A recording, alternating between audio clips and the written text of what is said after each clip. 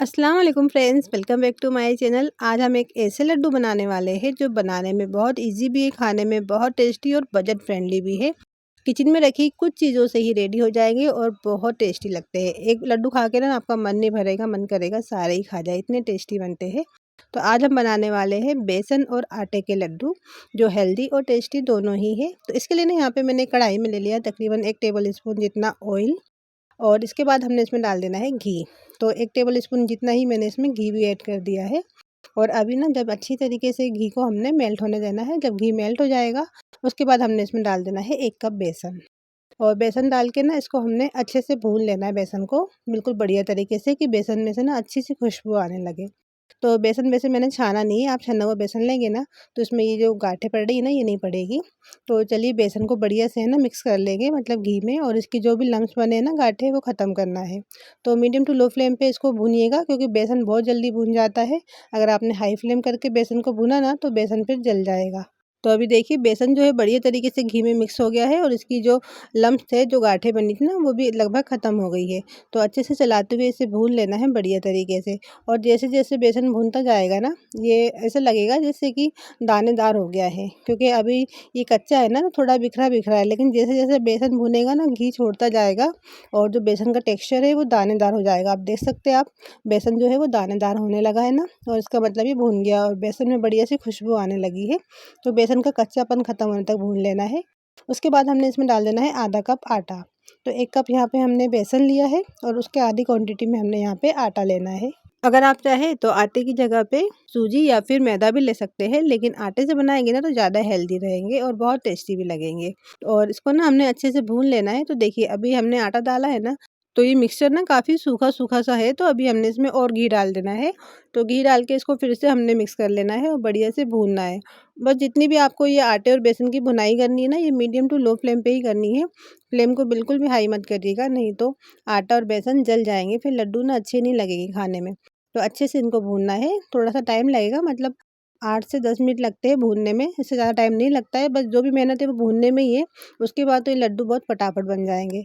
तो मैंने अभी इसमें थोड़ा घी और ऐड किया है, तो घी डाल के इसको हमने फिर से मिक्स कर लेना है। हमने इसमें इतना घी डालना है कि इसमें ना बाइंडिंग आने लगे। तो आप चाहे तो ये इकट्ठा डाल सकते हैं, वैसे थोड़ा-थोड़ा करके ना मैंने इसमें आधा कप घी ऐड कर दिया था। तो घी डाल के ना इसको हमने फिर से अच्छे से मिक्स कर लेना है, और बस बढ़िया से चलाते जाएँ और उसको भूनते जाएँ, बिल्कुल मीडियम टू लो फ्लेम पे। जलने नहीं देना है बेसन और आटे को। और अच्छी खुशबू और टेस्ट के लिए ना मैंने यहाँ पे इसमें थोड़ा-सा इलायची पाउडर भी डाल दिया था, 1 चौथाई टीस्पून जितना। अभी इसमें इलायची पाउडर डाल के इसको अच्छे से मिक्स कर लेना है।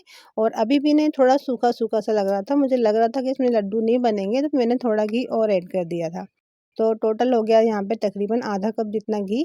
तो घी आप अपने हिसाब से देख लें, या आप चाहे तो इसमें आधा घी आधा ऑयल भी डाल सकते हैं, या आप चाहे तो ऑयल से भी बना सकते हैं। तो चलिए यहाँ पे जो आटा और बेसन है ना बढ़िया से भून चुका है और बिल्कुल दानेदार हो गया है, और इतना अच्छा इसमें मतलब बाइंडिंग आने लगी है। आप देख सकते हैं, इसके लड्डू बनाएंगे ना तो बहुत इजीली बन जाएंगे। तो अभी ये हो गया रेडी, और बस अभी इसको हमने और नहीं भूनना है, नहीं तो फिर ये ज़्यादा भुन जाएगा। तो बस बढ़िया सी खुशबू आ रही है ना, अब इसको और नहीं भुनेंगे। और अभी ना हमने इसमें ऐड कर देना है पिसी हुई चीनी। तो ये मैंने यहाँ पे आधा कप लिया है, और इसको ना अच्छी तरीके से हमने मिक्स कर लेना है। आप इसकी जगह पे ना बूरा होती है ना, वो भी डाल सकते हैं। मैंने चीनी का पाउडर ऐड किया है, और अभी अच्छे से मिक्स कर लेंगे, क्योंकि जो जो चीनी का पाउडर था ना, इसमें भी थोड़े से ये गांठें बन गई थी, क्योंकि मैंने पाउडर बना के रख दिया था। तो रखा रहता है ना अगर कुछ दिन, तो उनमें इस तरह से गांठें पड़ जाती है। आप चाहे तो इंस्टेंट पाउडर बना के भी रख सकते हैं। तो अच्छे से मिक्स कर लेंगे कि जितनी भी जो शुगर की जो लम्स बने हैं वो ख़त्म हो जाए। और अभी ना इसमें मैंने थोड़े से बारीक कटे हुए बादाम डाल दिए हैं। आप बादाम, पिस्ता, काजू जो भी डालना चाहे डाल सकते हैं, नहीं डालना चाहे तो स्किप कर सकते हैं। लेकिन हाँ, चीनी जब आप डालें ना, चीनी तो उसके टाइम पे ना आप गैस को बंद कर दें। गैस बंद करने के बाद ही आप इसमें चीनी डालें, और बाकी अगर आपको नट्स, ड्राई फ्रूट डालना है तो डालें। और अब मिक्सचर जब ठंडा हो जाएगा ना, उसके बाद इसको हमने हल्के हाथों से दबा-दबा के लड्डू बना लेने हैं। तो देखिए बहुत ईज़िली बन जाते हैं। वैसे मेरे हाथ से ना बहुत छोटे-छोटे लड्डू बनते हैं। तो आप बड़े लड्डू बनाना चाहते हैं तो दोनों हाथों में लेके एक लड्डू बना लें। मैंने अलग अलग मतलब एक हाथ से एक लड्डू बनाया था ना, तो थोड़े छोटे साइज़ के लड्डू बने थे। तो चलिए जब तक के लड्डू बन रहे हैं, अगर आपको वीडियो अच्छी लग रही है तो वीडियो को लाइक कर लीजिए। चैनल पे पहली बार आए हैं तो चैनल को सब्सक्राइब करके बेल आइकन भी प्रेस कर दीजिए। और अगर फेसबुक से आप मेरे वीडियो देख रहे हैं तो पेज को फॉलो कर लीजिए। इसी तरह की आपको मज़े मज़े की और ईज़ी रेसिपीज़ मैं आपके साथ शेयर करती रहूँगी। और फैमिली और फ्रेंड के साथ ज़रूर शेयर करिएगा और कमेंट करके ज़रूर बताइएगा कि आपको मेरे वीडियोस कैसे लगते हैं। तो चलिए इतनी देर में लड्डू भी रेडी हो गए हैं और देखा ना आपने, घर में रखी 3-4 चीज़ों से हमने ये मज़े के लड्डू बना लिए। तो इस फेस्टिवल आप भी अपने घर पे अपने हाथों से बने ये लड्डू बनाएं और अपने घर वालों के साथ एंजॉय करें। और अगर आपको रेसिपी अच्छी लगी है तो लाइक शेयर एंड सब्सक्राइब ज़रूर करिएगा। तो चलिए मिलते हैं नेक्स्ट वीडियो में, तब तक के लिए अल्लाह हाफिज़।